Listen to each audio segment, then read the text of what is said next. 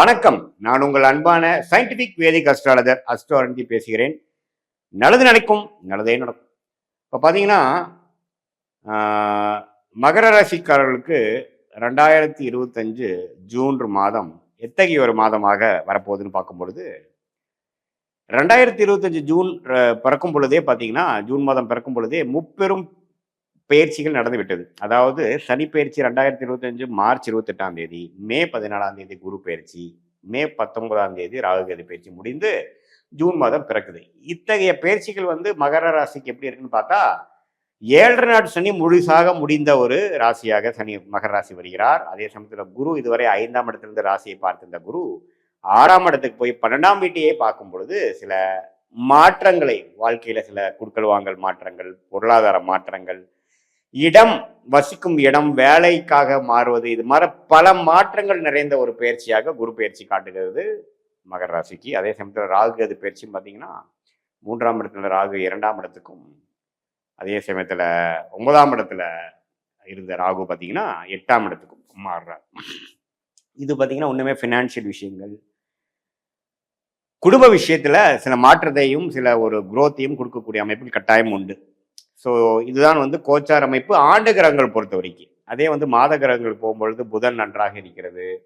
அதாவது ரிஷபத்தில் இருக்கிற புதன் மாதத்தின் 2வது வாரத்தில் பார்த்தீங்கன்னா 6ஆம் இடத்துக்கு போறார். 6ஆம் இடத்துல வலுப்பெறுகிறார். ஸோ 6ஆம் இடம் மிகவும் வலுப்பெறுகிறது குருவின் சஞ்சாரம் மூலமாகவும், புதன் 6ஆம் இடத்துல வலுக்கிறனாலையும், சூரியனும் பார்த்தீங்கன்னா ஜூன் 15ஆம் தேதிக்கு மேலே 6ஆம் இடத்துக்கு போறார்.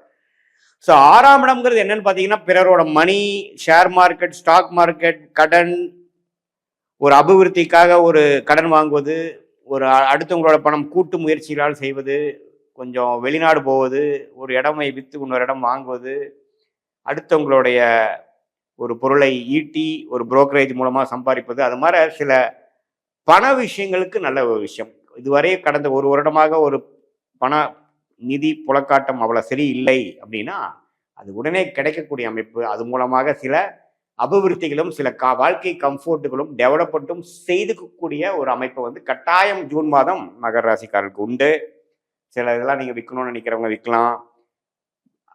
வண்டியை அபிவிருத்தி பண்ணிக்கணும், சின்ன வண்டி கொடுத்து பெரிய வண்டி வாங்கணும், ஒரு வீட்டை கொஞ்சம் அழகுபடுத்தணும், வீட்டை வசதிப்படுத்திக்கணும், அல்லது சில உங்களோட வியாபாரத்தை கொஞ்சம் அடுத்த லெவலுக்கு கொண்டு போவதற்காக ஒரு டாப்அப் லோன் வாங்கணும், அல்லது சில நகை கடன் வைக்கணும், அடுத்தவங்க கிட்ட இருந்து ஒரு கைமாத்தா வாங்கணும், அல்லது பேங்க்ல கேட்குறோம், அல்லது ஷேர்ல இருக்கக்கூடிய ஷேர்ஸை விற்று அதை கொஞ்சம் காசாக்கணும். அது மாதிரி பண விஷயத்துக்கு ஒரு குறைவில்லாத ஒரு அமைப்பு இருக்கும். அதை நீங்கள் சம்பாரிச்ச பணமாக இருக்கணும்னு அவசியம் இல்லை. அது ஒரு தற்காலிகமான ஒரு சப்போர்ட்டான பணம். அதை வைத்து நீங்கள் டெவலப் ஆகிக்கக்கூடிய ஒரு அமைப்பு கட்டாயம் மகர ராசிக்காரருக்கு உண்டு. அதே சமயத்தில் புதனின் சஞ்சாரமும் நல்லா இருக்கு. சுக்கிரனின் சஞ்சாரமும் பார்த்தீங்கன்னா ராஜயோகாதிபதி நன்றாக 4ஆம் இடத்துல இருந்து தொழிலுக்கு நல்ல முன்னேற்றத்தை கொடுக்கக்கூடிய அமைப்பு இருக்கு. அதுக்கப்புறம் மாதத்தின் இறுதியில பார்த்தீங்கன்னா 5ஆம் இடத்துக்கு போறதும் தவறில்லை.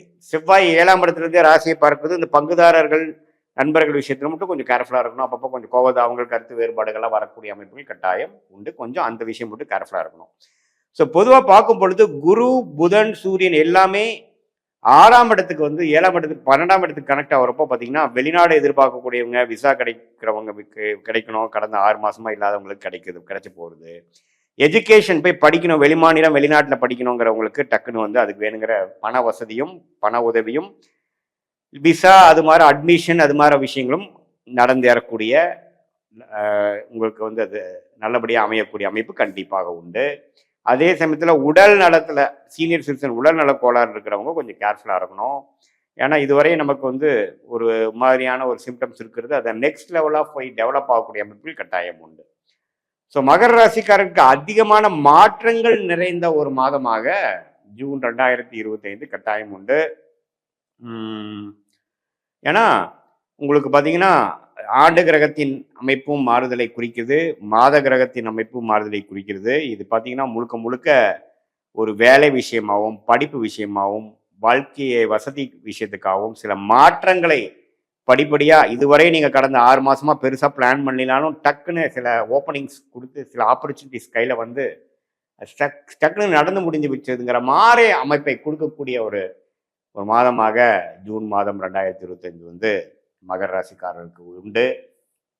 இது பொதுவான பலன்களே தவிர இது உங்களுடைய தசாபுக்திகள் எப்படி போய்கிட்டு இருக்குது, உங்களோட ஜென்ம ஜாதகத்துல லக்னம் என்ன லக்னத்துல பிறந்தீங்க, அந்த லக்னத்துக்கு தகுந்த தசாபுக்திகள் போய் கொண்டிருக்கிறதா, ராஜோக தசைகளா அல்லது சுமாரான தசைகளா, அந்த தசநாதன் கோச்சாரத்தில் எப்படி இருக்கிறார், அது மாதிரி அமைப்பெல்லாம் வைத்து தான் நம்ம ஒண்ணுமே துல்லியமான அடுத்த 3 மாதங்கள் எப்படி இருக்க போகுது, அடுத்த 6 மாதங்கள் எப்படி இருக்க போகுதுங்கிற துல்லியமான பலன்கள்லாம் எடுக்க முடியும் அப்படிங்கிறத நீங்க தெரிஞ்சுக்கணும். இது ஒரு பொதுவான பலன்களுங்கிறத நீங்க தெரிஞ்சுக்கணும்.